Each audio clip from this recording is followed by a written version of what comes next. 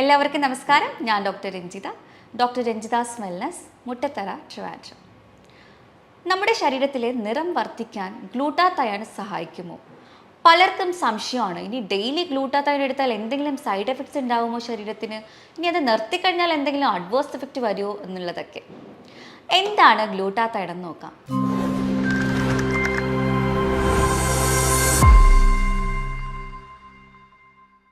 നമ്മുടെ liver produce ചെയ്യുന്ന ഒരു ആൻറ്റി ഓക്സിഡൻറ്റ്, ഒരു മേജർ ആയിട്ടുള്ള ആൻറ്റി ഓക്സിഡൻ്റ് ആണ് ഗ്ലൂട്ടാത്തയോൺ.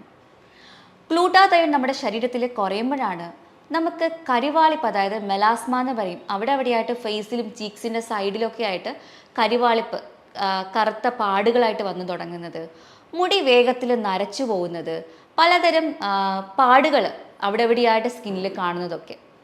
അപ്പോൾ നമുക്കറിയാം, നമ്മുടെ ലിവർ ആണല്ലോ ഇത് പ്രൊഡ്യൂസ് ചെയ്യുന്നത്.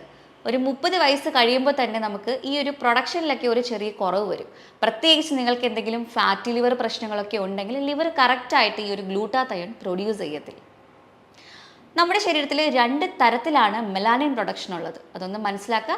ഒന്ന് ഫ്യൂ മെലാനിൻ, മറ്റൊന്ന് യു മെലാനിൻ.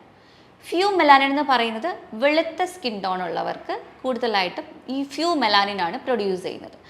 ഡാർക്കർ സ്കിൻ, ഇരുണ്ട നിറമാണെന്നുണ്ടെങ്കിൽ അവർക്ക് യു മെലാനിൻ ആയിരിക്കും പ്രൊഡ്യൂസ് ചെയ്യുന്നത്. അപ്പോൾ ഈ ഗ്ലൂട്ടാത്തയോൺ എടുക്കുന്ന വഴിക്ക് ഈ മെലാനിൻ സിന്തസിസിനെ ഒന്ന് കുറയ്ക്കാനും ഫ്യൂ മെലാനിൻ്റെ അളവ് വർദ്ധിപ്പിക്കാനും നമുക്ക് സാധിക്കുന്നതാണ്. ഞാൻ പറഞ്ഞു, നമ്മൾക്ക് ആൻറ്റി ഓക്സിഡൻസ് പലതരത്തിലുണ്ട്. അതിൽ ഏറ്റവും മേജറായിട്ടുള്ളതാണ് ഗ്ലൂട്ടാത്തയോൺ എന്ന് പറയുന്നത്. ഇനി വൈറ്റമിൻ സി ഉണ്ട്, വൈറ്റമിൻ ഇ ഉണ്ട്, അതുപോലെ തന്നെ സെലീനിയം, അതൊക്കെ നമുക്ക് നല്ല രീതിക്ക് ഒരു ആൻറ്റി ഓക്സിഡൻറ്റ് തന്നെയാണ്. പക്ഷേ ഏറ്റവും നമ്മുടെ 80% നമ്മുടെ ഫ്രീ റാഡിക്കൽസിനെ റിമൂവ് ചെയ്യുന്നതും ഗ്ലൂട്ടാത്തയോൺ തന്നെയാണ്. അപ്പോൾ എങ്ങനെയാണ് നമ്മുടെ ശരീരത്തിൽ ഈ പാടുകൾ വരുന്നത് നമുക്കൊന്ന് നോക്കിയാലോ. അതിനാണ് നമ്മൾ പണ്ട് പഠിച്ചിട്ടുണ്ടാവും ഓക്സിഡേഷൻ, അതായത് നമ്മളുടെ ഓക്സിജൻ പല പദാർത്ഥങ്ങളുമായിട്ട് മിക്സ് ചെയ്ത് രാസപ്രവർത്തനം നടക്കുന്നതിൻ്റെ ഭാഗമായിട്ട് അവിടെ ഓക്സിഡേഷൻ സംഭവിക്കുന്നത്. അതായത് ഇരുമ്പ് തുരുമ്പിക്കുന്നത് പോലെ, അല്ലെങ്കിൽ നമ്മളൊരു ആപ്പിൾ കട്ട് ചെയ്ത് പുറത്ത് വെച്ചിട്ട് അപ്പോൾ ആപ്പിളിൻ്റെ ഒരു കട്ട് ചെയ്ത ഭാഗത്തിൽ ഒരു ബ്രൗൺ ഷെയ്ഡ് അല്ലെങ്കിൽ ഒരു റെഡ് ഷെയ്ഡ് വരുന്നത് പോലെ, അത് ഓക്സിഡേഷൻ്റെ ഭാഗമായിട്ടാണ്. അതുപോലെ തന്നെയാണ് നമ്മുടെ കോശങ്ങളിൽ.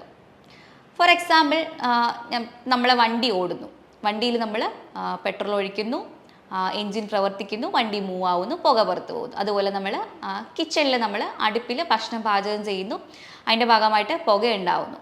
അതുപോലെ തന്നെയാണ് നമ്മുടെ സ്കിന്നിൽ നമുക്ക് മൈറ്റോകോൺട്രിയ ഉണ്ട്, കോശങ്ങൾക്ക് മൈറ്റോകോൺട്രിയ ഉണ്ട്. ഈ മൈറ്റോകോൺട്രിയയാണ് പവർ ഹൗസ് എന്നറിയപ്പെടുന്നത്. അപ്പോൾ ഈ മൈറ്റോകോൺട്രിയയിൽ നടക്കുന്ന പ്രവർത്തനങ്ങളുടെ ഭാഗമായിട്ടുണ്ടാകുന്ന ബൈ പ്രോഡക്ട്സ് അല്ലെങ്കിൽ ഒരു ടോക്സിൻസിനെയാണ് നമ്മൾ ഫ്രീ റാഡിക്കൽസ് എന്ന് പറയുന്നത്. അപ്പോൾ ഈ ഫ്രീ റാഡിക്കൽസ് കറക്റ്റായിട്ട് നമ്മുടെ ശരീരത്തിൽ നിന്ന് റിമൂവ് ആയില്ല, എലിമിനേറ്റ് ആയില്ല എന്നുണ്ടെങ്കിൽ അത് എവിടെയെങ്കിലും പോയി ഡെപ്പോസിറ്റ് ചെയ്യും.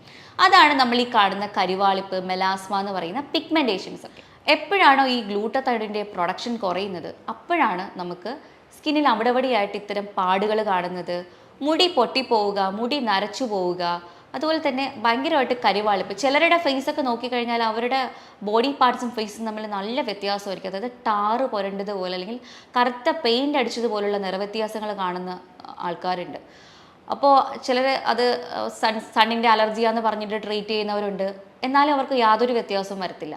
അപ്പം അങ്ങനെ ഉള്ളവരുണ്ടെങ്കിൽ നമ്മൾ ഇതൊന്ന് ശ്രദ്ധിക്കുക. ഫാറ്റി ലിവർ ഉണ്ടെന്നുണ്ടെങ്കിൽ അത് നിങ്ങളൊന്ന് ഒരു അൾട്രാസൗണ്ട് സ്കാൻ നോക്കിക്കഴിഞ്ഞാൽ ആ ഫാറ്റി ലിവറിൻ്റെ ഗ്രേഡ് നമുക്കറിയാൻ പറ്റും. ഇനി അതിലെന്തെങ്കിലും ഫൈബ്രോസിസ് ഉണ്ടെങ്കിലോ സിറോസിസ് ഉണ്ടെങ്കിലോ ഒക്കെ നമുക്കത് കണ്ടുപിടിക്കാൻ സാധിക്കും. അതിൻ്റെ കൂടെ LFT എന്ന് പറയുന്ന ഒരു ലിവർ ഫംഗ്ഷൻ ടെസ്റ്റ്, ബ്ലഡ് ടെസ്റ്റും കൂടെ ചെയ്ത് നോക്കിക്കഴിഞ്ഞാൽ ലിവർ എൻസൈംസും കാര്യങ്ങളൊക്കെ എങ്ങനെയാണ് പ്രവർത്തിക്കുന്നത് എന്നുള്ളതൊക്കെ നമുക്ക് കണ്ടുപിടിക്കാൻ സാധിക്കും. അപ്പം ഇത്തരം മെലാസ്മ നിങ്ങൾക്കുണ്ടെന്നുണ്ടെങ്കിൽ നിങ്ങൾ ഈ ടെസ്റ്റ് നിർബന്ധമായിട്ട് ഒന്ന് ചെയ്ത് നോക്കേണ്ടതാണ്. ഇനി ലിവറിൻ്റെ ഹെൽത്ത് നമുക്ക് എങ്ങനെ ഇംപ്രൂവ് ചെയ്യാം? നിങ്ങൾക്ക് ഫാറ്റി ലിവർ ഉണ്ടെന്നുണ്ടെങ്കിൽ നിങ്ങൾ എന്തായാലും ഒരു ലോ കാർബ് ഡയറ്റ് ഒരു 3 months കണ്ടിന്യൂസ് ആയിട്ട് ചെയ്യുക. അതായത് അരിയാഹാരം, അന്നജം നന്നായിട്ട് ഭക്ഷണത്തിൽ നിന്ന് കുറയ്ക്കുക, നന്നായിട്ട് വെജിറ്റബിൾസും ഫ്രൂട്ട്സും പ്രോട്ടീൻസും കഴിക്കുക, മധുര പലഹാരങ്ങളും ബേക്കറി ഐറ്റംസും കഴിവതും ഒഴിവാക്കുക. അതായത് വെളുത്ത പഞ്ചസാര ഒരു വെളുത്ത വിഷമാണെന്ന് പറയുന്ന പോലെ എന്തായാലും പഞ്ചസാര നമ്മൾ ഡയറ്റിൽ നിന്ന് ഒഴിവാക്കാൻ വേണ്ടിയിട്ട് ശ്രമിക്കുക. നമ്മളിങ്ങനെ ചെയ്ത് നമുക്കൊരു എക്സസൈസും ഒരു ഹെൽത്തി ആയിട്ടുള്ളൊരു വേയിൽ നമ്മുടെ ലൈഫ് സ്റ്റൈൽ കൊണ്ടുപോയി കഴിഞ്ഞാൽ നമുക്ക് ഫാറ്റി ലിവറിനെ ഉടനെ റിവേഴ്സ് ചെയ്യാൻ പറ്റും. ഈ ഫാറ്റി ലിവർ റിവേഴ്സ് ആയി കഴിഞ്ഞു കഴിഞ്ഞാൽ ഓട്ടോമാറ്റിക്കലി നമ്മുടെ ശരീരം തന്നെ ഗ്ലൂട്ടാത്തയോണിനെ പ്രൊഡ്യൂസ് ചെയ്ത് തുടങ്ങും. അപ്പോൾ ഈ ഗ്ലൂട്ടാത്തയോൺ ഉണ്ടാക്കിയിരിക്കുന്നത് 3 തരം അമിനോ ആസിഡ്സ് കൊണ്ടിട്ടാണ്. അത് ഏതൊക്കെയാണെന്ന് വെച്ചാൽ സിസ്റ്റിൻ ആൻഡ് ഗ്ലൈസിൻ, ഗ്ലൂട്ടമൈൻ എന്ന് പറയുന്ന 3 അമിനോ ആസിഡ്സ് കൊണ്ടിട്ടാണ് ഈ ഒരു എന്താ പറയുക ഗ്ലൂട്ടത്തൈൻ ഉണ്ടാക്കിയിരിക്കുന്നത്. അപ്പോൾ ഈ അമിനോ ആസിഡ്സിൻ്റെ അളവ് നമ്മൾക്ക് നമ്മുടെ ലിവറിൽ കൂട്ടിക്കഴിഞ്ഞാൽ ഓട്ടോമാറ്റിക്കലി നമ്മളെ ലിവർ തന്നെ ഈ ഒരു ഗ്ലൂട്ടത്തൈൻ പ്രൊഡക്ഷനെ ഇംപ്രൂവ് ചെയ്യും. അപ്പോൾ നമ്മൾ അതിന് വേണ്ടിയിട്ട് കഴിക്കാവുന്ന ഭക്ഷണങ്ങൾ എന്തൊക്കെയാണെന്ന് നോക്കിയാലോ. ഈ സിസ്റ്റൈൻ കൂടുതലായിട്ട് അടങ്ങിയിരിക്കുന്നത് കൂടുതലായിട്ടും ഈ ക്രൂസിഫറസ് വെജിറ്റബിൾസ് എന്ന് പറയുന്ന ക്യാബേജ്, ബ്രൊക്കോലി, കോളിഫ്ലവറിൽ സൾഫർ കണ്ടൻറ്റ് കൂടുതലുള്ള ഉള്ളിയിലും സവോളയിലും ഒക്കെയാണ്. അപ്പോൾ അതിൻ്റെ അളവ് നിങ്ങളൊന്ന് കൂടുതലായിട്ട് കഴിക്കുക. അതുപോലെ തന്നെ ഗ്ലൈസിനും ഗ്ലൂട്ടമൈനും കൂടുതലായിട്ട് അടങ്ങിയിരിക്കുന്ന നട്ട്സിൽ, സീഡ്സിൽ, പീനട്ട്സിൽ, അതുപോലെ തന്നെ ഇലക്കറികളിലും ബനാനയിലൊക്കെയാണ് ഈ സിസ്റ്റിനും ഗ്ലൂട്ടമൈനും കൂടുതലായിട്ട് കാണുന്നത്. അപ്പോൾ ഇത്തരം ഭക്ഷണത്തിൻ്റെ അളവ് നിങ്ങൾ എന്തായാലും കൂട്ടുക. അതുപോലെ ഞാൻ നേരത്തെ സൂചിപ്പിച്ചതുപോലെ നമുക്ക് സെലീനിയം വളരെ അത്യാവശ്യമാണ്. കാരണം ഈ ഗ്ലൂട്ടത്തയോണിനെ ആക്ടിവേറ്റ് ചെയ്യണമെന്നുണ്ടെങ്കിൽ സെലീനിയത്തിന് വളരെ നല്ലൊരു റോളുണ്ട്. അപ്പോൾ നമ്മൾ കൂടുതലായിട്ട് ഈ ബ്രസീൽ നട്ട്സ്, ഫിഷ്, മീറ്റ്സ് ഒക്കെ നന്നായിട്ട് കഴിക്കാൻ വേണ്ടി ശ്രമിക്കുക. അതിൽ നമുക്ക് നന്നായിട്ട് സെലീനിയം കിട്ടും. പിന്നെ വൈറ്റമിൻ സി, ഗ്ലൂട്ടത്തൈൻ സപ്ലിമെൻറ്റ് ഫോമിൽ എടുക്കുന്ന എല്ലാവരും ഒരു റെഡ്യൂസ്ഡ് ഫോമിൽ വൈറ്റമിൻ സിയും കൂടെ എടുക്കേണ്ടത് അത്യാവശ്യമാണ്. കാരണം എങ്കിലേ നമുക്കുള്ള അബ്സോർപ്ഷനൊക്കെ പ്രോപ്പറായിട്ട് നടക്കുള്ളൂ. വൈറ്റമിൻ സി കൂടുതലായിട്ടുള്ള ഭക്ഷണം എന്ന് പറയുന്നത് പേരക്കയിലാണ് ഏറ്റവും കൂടുതൽ വൈറ്റമിൻ സി ഉള്ളത്. വെജിറ്റബിൾസിൽ നോക്കിയാൽ ക്യാപ്സിക്കത്തിലുമാണ് കൂടുതലായിട്ടുള്ളത്. അതുപോലെ എല്ലാ സിട്രിക് കണ്ടന്റുള്ള പഴങ്ങളിലും ഉണ്ടാവും. ഓറഞ്ച്, ഗൂസ്ബെറി അങ്ങനെയുള്ള കാര്യങ്ങൾ ധാരാളമായിട്ട് കഴിക്കാൻ വേണ്ടി ശ്രമിക്കുക. പപ്പായൊക്കെ rich source of vitamin C ആണ്. അത് കൂടുതലായിട്ട് കഴിക്കുക. പിന്നെ വൈറ്റമിൻ ഇ കൂടുതൽ കഴിക്കാൻ വേണ്ടി ശ്രമിക്കുക. വൈറ്റമിൻ ഇ ഇവിയോൺ ടാബ്ലറ്റ് ആ ഒരു സപ്ലിമെൻറ്റ് ഫോമിൽ നമ്മൾ എടുത്താലും മതിയാവും. അപ്പോൾ ഈ ഒരു രീതിയിൽ നമ്മൾ ഭക്ഷണത്തിൽ കൂടെ നമ്മൾ ശ്രദ്ധിക്കുവാണെങ്കിൽ നല്ല രീതിക്ക് നമുക്ക് ആ ഒരു അമിനോ ആസിഡ്സിനെ കൂടിയിട്ട് ഗ്ലൂട്ടത്തൈൻ സിന്തസിന് അത് ഹെൽപ്പ് ചെയ്യുന്നതാണ്. അപ്പം ഞാൻ ഈ പറഞ്ഞ രീതിയിൽ നിങ്ങൾ ഡയറ്റും കൂടെ ഒന്ന് ശ്രദ്ധിക്കുവാണെങ്കിൽ നമ്മളൊരു സപ്ലിമെൻറ്റും എടുക്കാണ്ട് തന്നെ നമുക്ക് ഗ്ലൂട്ടത്തയോൺ ശരീരത്തിൽ പ്രൊഡക്ഷൻ ചെയ്യുന്നതാണ്. ഇനി ഞാൻ നേരത്തെ പറഞ്ഞതുപോലെ അവിടെ എവിടെയായിട്ട് ഭയങ്കര വലിയ രീതിക്കുള്ള കരിമംഗല്യം, അതായത് ടാറ് പുരണ്ട പോലെ സ്കിന്ന് മാറുക, അല്ലെങ്കിൽ പെയിൻ്റ് അടിച്ച പോലുള്ളൊരു കളർ ചേഞ്ചസ് ഒക്കെ വരുവാണെങ്കിൽ നമുക്ക് ഈ ഒരു ഡയറ്റിൽ മാത്രം നമ്മൾ നോക്കിയിട്ട് കാര്യമില്ല. നമ്മൾ സപ്ലിമെൻറ്റ് ഫോമിൽ ഗ്ലൂട്ടത്തൈനും വൈറ്റമിൻ സിയും എടുക്കുന്നതാണ് അത് കുറച്ചുകൂടെ നല്ലത്. അത് പല രീതിയിൽ ഇപ്പോൾ ഗ്ലൂട്ടത്തൈൻ അവൈലബിൾ ആണ്. ക്രീമുകളായിട്ട് കിട്ടുന്നുണ്ട്, ടാബ്ലറ്റ് ഫോമിൽ സപ്ലിമെൻറ്റ് ഫോമിൽ കിട്ടുന്നുണ്ട്, അതുപോലെ തന്നെ ഇഞ്ചക്ഷനായിട്ട് IV ആയിട്ട് കിട്ടുന്നുണ്ട്.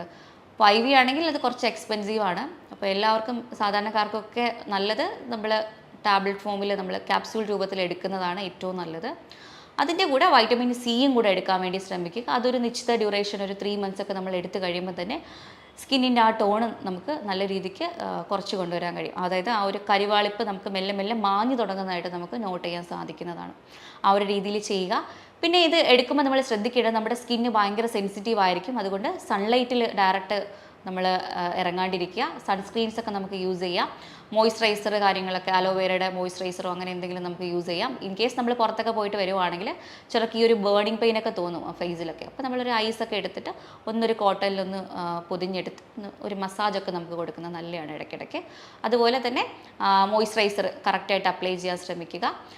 സൺസ്ക്രീനൊക്കെ തിരഞ്ഞെടുക്കുമ്പോൾ ഒരു SPF 50 വരെയുള്ള സൺസ്ക്രീൻ നമുക്ക് എടുത്ത് യൂസ് ചെയ്യാവുന്നതാണ്. ഇങ്ങനെ ചെയ്ത് ഈ ഒരു സപ്ലിമെൻറ്റേഷൻ ചെയ്യുവാണെങ്കിൽ നമുക്ക് നല്ല രീതിക്കുള്ളൊരു ചേഞ്ചസ് വരും. ഇനി നമുക്ക് നിറം കുറയാൻ പാടില്ല, അല്ലെങ്കിൽ ചെറിയ രീതിക്ക് ഒരു പിഗ്മെൻറ്റേഷൻ കരിവാളിപ്പ് നമുക്ക് ഉണ്ടെന്നുണ്ടെങ്കിൽ ഈ സപ്ലിമെൻ്റ് ചെയ്യുന്ന ആവശ്യമില്ല. നമുക്ക് ഞാൻ ഈ പറഞ്ഞ രീതിയിൽ ഡയറ്റ് ചെയ്യുമ്പോൾ തന്നെ നമുക്കത് ശരിയാക്കാൻ സാധിക്കുന്നതാണ്. അപ്പോൾ ഞാൻ ഈ പറഞ്ഞ കാര്യങ്ങൾ നിങ്ങളൊന്ന് വീട്ടിൽ ചെയ്ത് നോക്കുക. കൂടുതൽ എന്തെങ്കിലും അറിയണം എന്നുണ്ടെങ്കിൽ താഴെ കാണുന്ന നമ്പറിൽ നിങ്ങൾക്ക് കോൺടാക്റ്റ് ചെയ്യാവുന്നതാണ്. Thank you for watching. മറ്റൊരു വീഡിയോയുമായിട്ട് വീണ്ടും കാണാം.